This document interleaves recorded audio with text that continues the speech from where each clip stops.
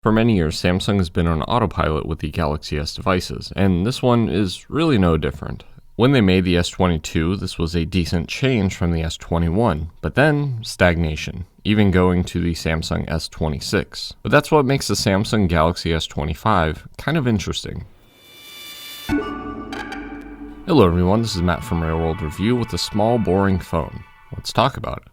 Now, boring isn't a bad thing. Like the Ultras, it just means that there aren't many compromises or tweaks needed for this phone. But also, this phone doesn't change much when you look at its predecessors, which is kind of strange, but also the base iPhone kind of took a page out of this playbook with the iPhone 13 through the iPhone 16. But looking at the frame, we get a normal design. Aluminum frame with the microphone holes on the top. Left has the 5G ultra-wideband antenna when applicable. Right has the volume and power buttons, while the bottom has a SIM tray, another microphone, USB-C 3.2 port, and the loudspeaker that pairs with the earpiece for a great stereo sound. It actually sounds pretty good. The back glass is a matte Gorilla Glass Victus 2 panel, and the metal band around the phone is matte as well, and I love it. Definitely keep that. Here we have the Samsung logo and camera flash, but also the Raise 3 cameras that are kind of floating camera rings, but not. Then on the front we have that flat Gorilla Glass Victus 2 OLED panel with minimum bezels, being a 6.2-inch 1080p OLED at 120 Hz and looking super bright at 750 nits in manual mode and goes over 1400 nits in auto mode, but somehow can hit 2600 nits max, just like the S24 and the S26. Even though it is 1080p, it looks pretty good for viewing content, and I gotta remember the last time they had a 1440p screen besides on a Plus model was the S20. But I mean, come on, the small S had a 1440p screen since the S6 to the S20. Still looks great and is actually flat, which is a bonus. There's a hole punch for the front camera, and on the bottom we have the ultrasonic fingerprint scanner, which both surprisingly work great, except for the latter not really working that well with the screen protector on. At 5.78 inches tall and 162 grams, this phone is a smallish and the lightest Galaxy S since the S10. This phone has Bluetooth 5.4 and Wi-Fi 7 support, as well as obviously 5G ultra-wideband and an IP rating of IP68, though I would never trust the latter in water. There's also no ultra-wideband for tracking, something the S25 FE also doesn't have, but the S25 Plus, Ultra, and Edge have it. Moving into the phone, we got the Snapdragon 8 Elite chip for Galaxy, which essentially means slightly faster clock speeds with a barely performance increase. This has 128 gigabytes of UFS 3.1 storage, or 256 and 512 gigabytes of UFS 4.0 storage. A strange thing to see, but I believe it's because 128 gigabytes of UFS 4.0 storage simply doesn't exist. The phone comes with 12 gigabytes of RAM regardless of which you pick, which is always great to see even if you don't care about AI, like I don't.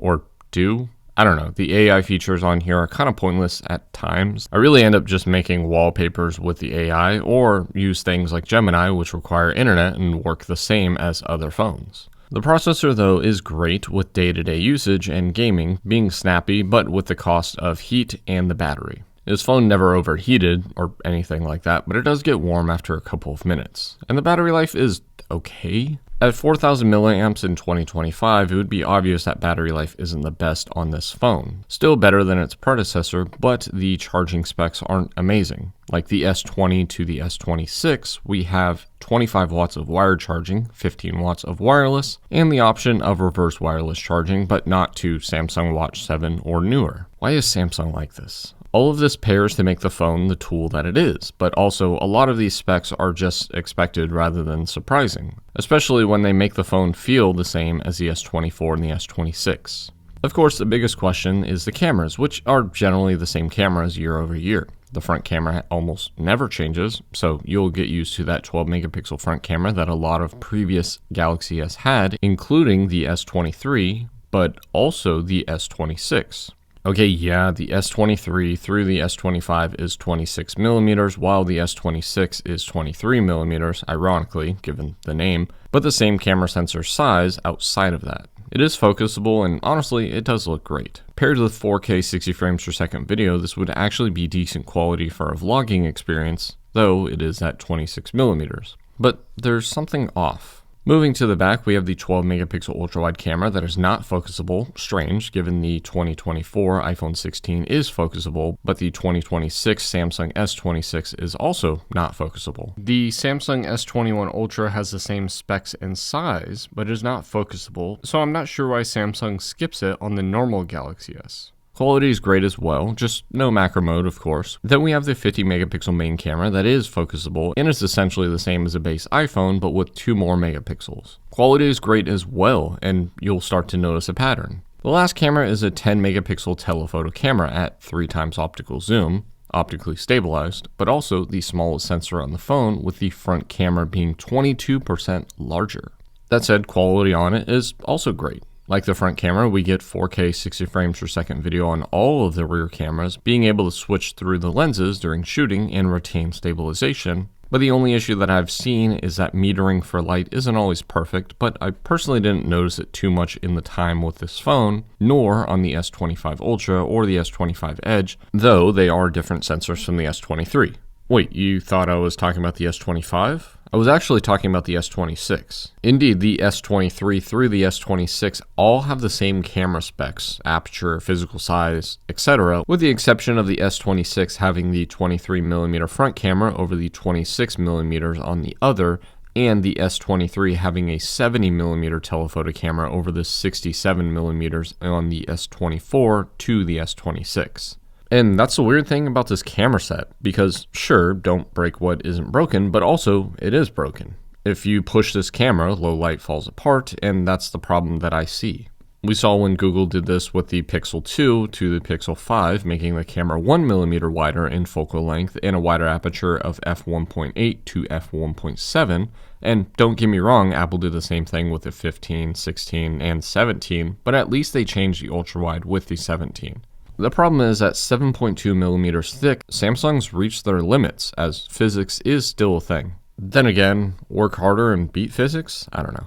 All this to say that yes, the camera is great, but there also are a lot of pro options in pro video, like the ability to shoot log, and different profiles, 8K 30 frames per second out of the main camera with a reasonable crop, mic control, as well as Bluetooth and wireless mic support, and even zebras and false colors, if you need those. Of course, this phone still gives you that Samsung look, and if you like that, you'll love this camera set. Now, when I call something boring, people want to burn down the town, but I would be lying if I said that this phone wasn't a boring phone. I will say, though, that I don't think that this phone is the great small phone that I wanted, because while it is 162 grams and pretty thin, the thicker iPhone 12 mini feels more stable in my hands, caseless, that is. I think the smaller size and thinness makes this feel easier to drop, or maybe because I know the price. But when you're using this phone, there's no waiting. It's smooth and responsive, but at the same time I find times where I would wake the phone and it just wouldn't operate as fast as I would like. I think this is an issue with Samsung software because this keeps being a common thing that I notice on fast Samsung phones. Gaming is great, but the phone does get warm randomly. Not enough to dim the screen or feel uncomfortable, but it is strange that this phone will just be warm randomly and take some time to cool down. The battery was also a weird one, like I said before. Sure, it's a year old, but I compared this to my S25 Edge test, and the S25 Edge was actually draining slower. That said, the S25 Edge was new, and this obviously is not. But the biggest win is, sure, we know that the cameras are just relying on AI to make photos and videos better, but what is the difference between the S26?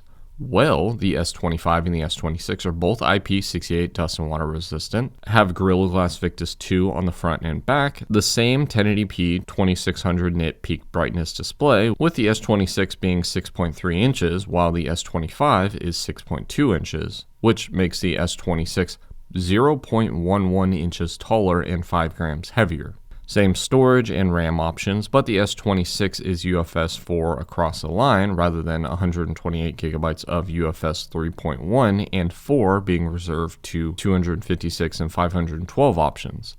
There's a 300 milliamp boost over that 4000 milliamp cell in the S25, but they both have Wi-Fi 7, Bluetooth 5.4, USB-C 3.2, 25 watts of wired charging, 15 watts of wireless charging, and even the same Qi 2 ready status. But the price? Well, clearly the S25 will be cheaper, which I honestly see as a win. Sure, you get a better processor, battery, and 0.1-inch larger screen, but also the price difference includes that 256GB option and what I believe is a better design, but for how much more? There is a 128GB UFS 3.1 Samsung S26 option out there technically, but you definitely don't want that. The Samsung Galaxy S25 is a great phone for those upgrading their small phone. That being said, it's hard to recommend to a Samsung S23 user. Sure, you get more software updates, but the other issue is the battery, but like I said, battery life isn't great on here. For someone with an S22 or older, it might actually be worth the upgrade. But for those not in the Samsung world, I can see how this isn't enticing. I mean, if we compare it to the $900 OnePlus 13 versus the $800 Samsung S25,